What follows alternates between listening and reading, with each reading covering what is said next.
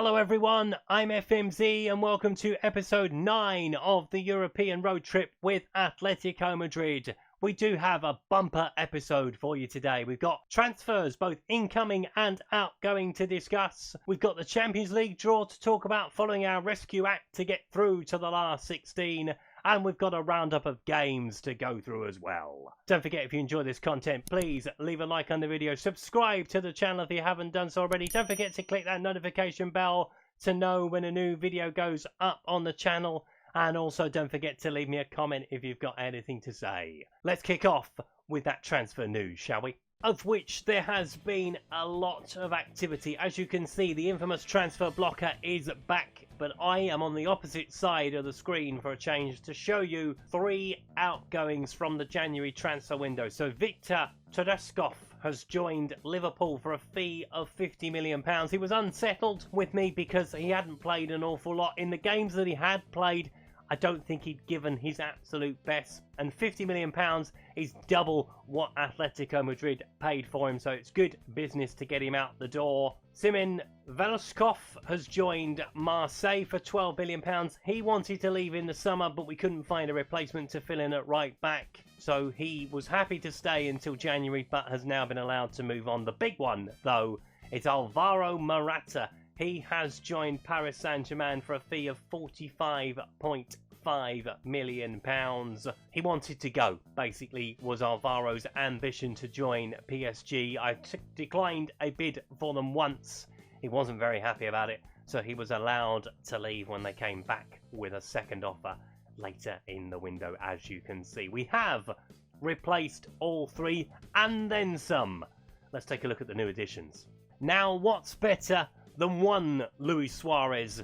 2 Luis Suarez's is the answer to that question, and he has been nicknamed the winger, just so I don't get confused, although he can play up top as well. He has been bought in from Granada for a fee of £14.5 million. It was a no-brainer, really, given Victor's departure from the club. A 4-star player playing at his potential at 25 years of age, but he can still improve. It was an absolute bargain basement deal, and he wasn't the only winger to arrive. The next man in through the door will be fairly familiar to Manchester United fans, and that is Adnan Janazai. He has joined us from Real Sociedad for a fee of £19.25 million.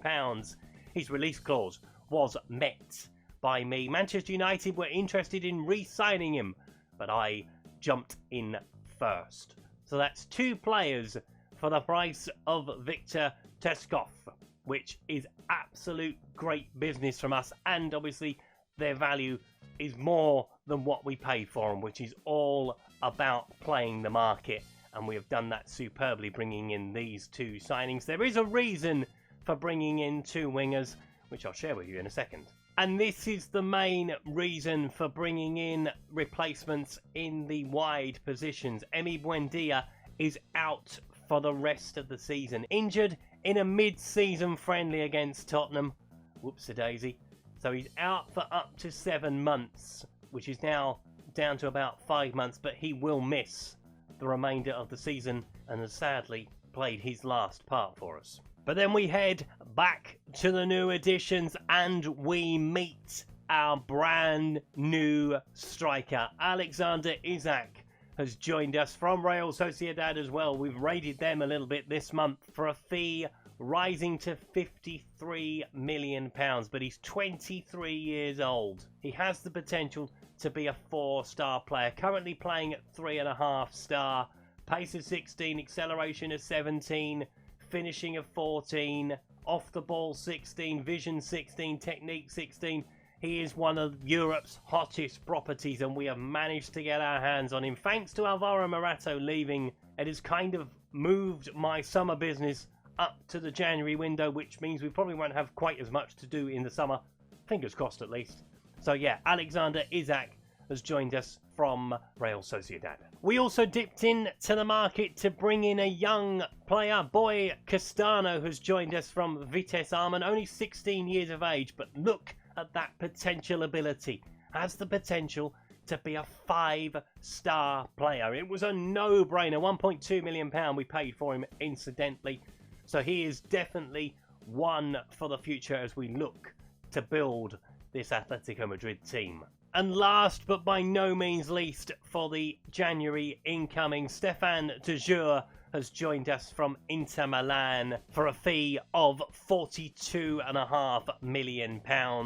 He was on the transfer list. I decided that we would move that one up to the January window instead of the summer when we'd look for another centre-back. So yeah, absolutely delighted to get this one over the line. 4-star defender as we look to try and rebuild a little bit at the back. Before we move on to the results we've had since we were last together, the Champions League draw has been made. And look who we've ended up with. Last season's winners, Manchester City, the team that beat RB Leipzig, my old club, in the final. So, revenge will be very sweet in the last 16 of the Champions League. It could have been worse, but it could have been so much better.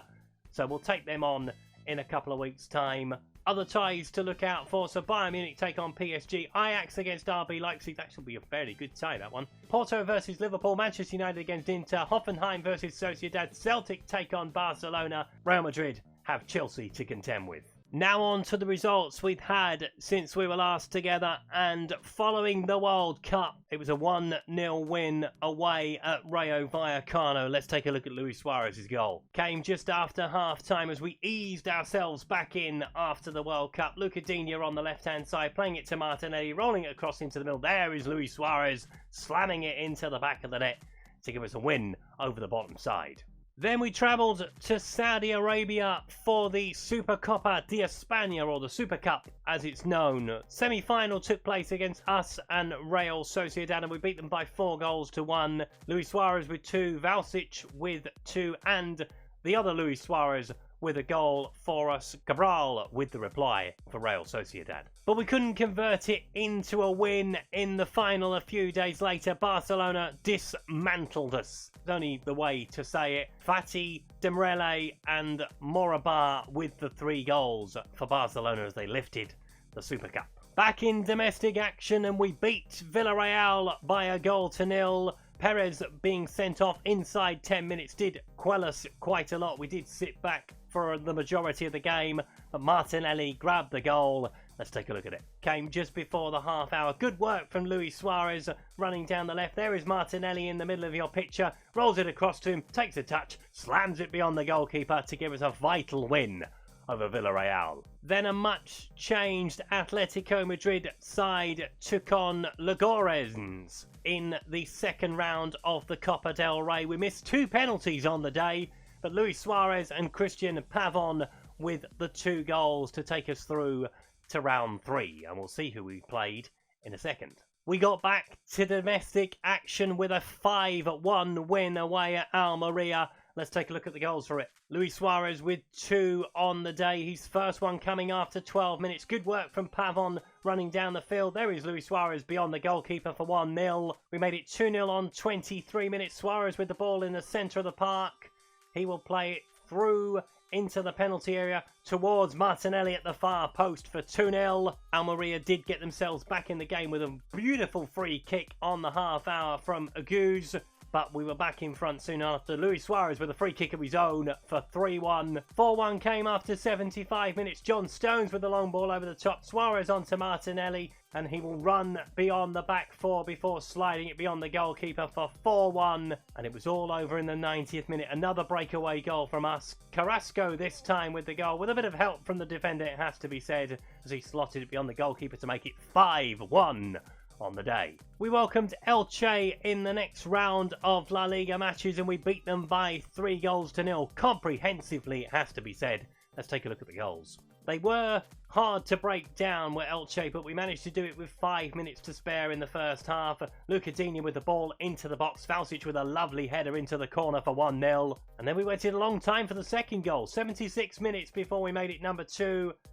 Janazai with the ball into Campagna. Good ball to Luis Suarez as he tapped it into the net for number 2. That's winger Luis Suarez, has to be said. Luca Digne with a cross into the middle for Velskov to head in his second goal and our third as we won by 3-0. Then we had a mad-capped third round game against Malaga in the Copa del Rey. 5-2 the final score. Luis Suarez with a hat-trick. Let's take a look at his hat-trick, shall we? Luis Suarez's first goal arrived on 17 minutes. Martinelli with the ball into Velskov. Dina with a cross eventually. Lovely goal from Luis Suarez. He's finally found his feet, which I'm really pleased about. Second one came on 21 minutes. Paradiso with the ball in. Perez with the second goal. We quickly made it 3-0 on 23 minutes. Hermoso with the ball forward. Llorente playing in an advanced position today, rolling it into Luis Suarez as he got his second goal of the game, and a beauty that one as well. 4-0 arrived just before the half-time. Martinelli tackled in the box, but they really don't deal with it as Coutinho picks up the loose ball. Goalkeeper saves it. Luis Suarez taps in for his hat-trick. Martinelli made it 5 just after half-time. Velskov with the ball in the centre of the park, swinging it wide for him. Martinelli goes beyond the defender before firing it beyond the goalkeeper to make it 5-0. And then Malaga decided to make a game of it. From that point on, Zani Silva with the ball on the left, playing it into Ramin, who fired it beyond Oblak for 5-1. And they must have thought the comeback was on just a minute later as they made it 5-2. Yaro with the ball into Peña. He will play it towards the far post where Zania comes in beyond everybody to make it an entertaining 5-2 win over Malaga. Next up, we took on Celta Vigo in La Liga. Only the 4 this time, but let's take a look at them. Perez with his second goal in as many games, heading in a Jack Grealish corner. Goalkeeper in absolute no man's land for that one. We made it 2-0 just after half-time. Hermoso with the ball into Llorente, into Velskov. He will play it on to Campagna, who will roll it through to Luis Suarez to make it 2-0. 3 came up just after 55 minutes. Campagna picking the ball up, rolling it into Luis Suarez. He will then play it back to Carrasco, who beat the goalkeeper from a tight angle for number 3. And then Campagna himself got in on the act. Janazai with the ball into Velskov. He will play it across in towards Campagna, takes it out of his feet, and he fires it beyond the goalkeeper. Best goal of the afternoon, in my opinion, for 4-0. Celta Vigo did grab a consolation in the final minute. Mala playing it into Beltran. Mendes will play it through to Lopez, beyond Perez, beyond Oblak, as it finished 4-1 to Atletico Madrid.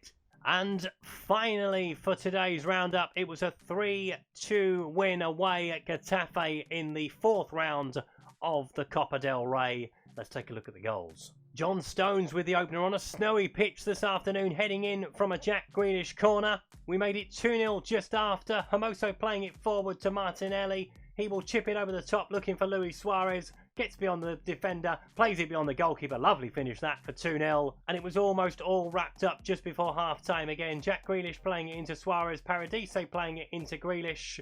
He plays it back into Suarez. Izak with his first goal for us, following his move from Sociedad. And then Getafe decided to make a game of it.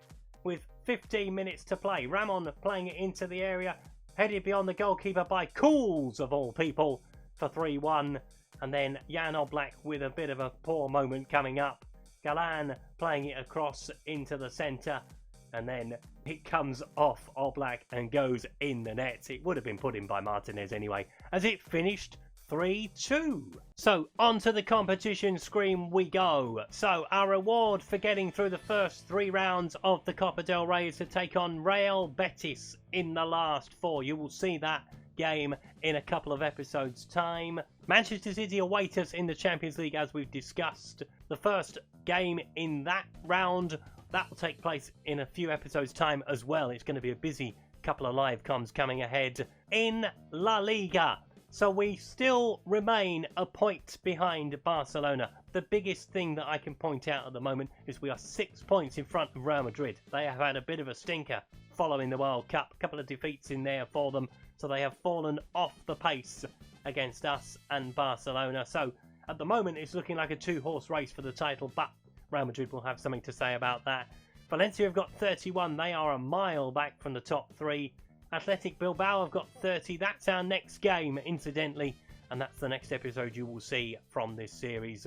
Real Sociedad have got 29. Villarreal have got 28. Betis are also on 28, with Espanyol on 25. Getafe on 24. Down at the bottom, where we have a new team at the basement of La Liga. Alaves have dropped to the bottom on 14. Vallecano and Leganés have 15 apiece. Sporting Gijón are on 16, Granada 17 with Osasuna, Elche are on 18, Almira have 19, Celta Vigo have 19, with Sevilla on 23. So, much to discuss from all of that. So, Champions League draw, Manchester City couldn't believe it when that one came out. So we'll be looking to avenge the defeat in last season's final on a personal note, at least, against Manchester City. Real Betis coming down the track as well in the Copa del Rey. As I've mentioned, it will be Athletic Bilbao next time for you when we take on the side currently in 5th place in La Liga as they look to push on for the top 4. But what a bumper month for transfers as well. Obviously, bye-bye Alvaro Morata. It was probably something that was going to happen in the summer anyway. I'm delighted to get Izak in to replace him at £57 million, which that will eventually rise to. That is an absolute bargain for a kid that has got bags of potential. Obviously, Du Jour coming in as well. The other Luis Suarez, Adnan Janazai coming in. That is a very good window for us. The only downside, Emi Buendia, I'm really disappointed because he was doing so well. So to get injured in a mid-season friendly like that was a bit of a shame for him. But it may be something we have a look at again with Paris Saint-Germain for next season. Who knows what will come down the track with that. So, all that's left for me to do today is to say, if you've enjoyed today's video, please leave a like. If you haven't subscribed to the channel but like to do so, please click that subscribe button down the corner. If you've got any comments to make on today's video, please leave them below. Perhaps a new nickname for the second Luis Suarez, the winger, I suspect will get old very quickly. Also, don't forget I'm a member of the Passion for FM team, and at the moment I'm promoting Community FM. They promote bloggers, YouTubers and Twitch streamers. All the links to those sort of things are down in the description. I will see you next time for Athletic Bilbao. Until then, thanks for watching. Goodbye.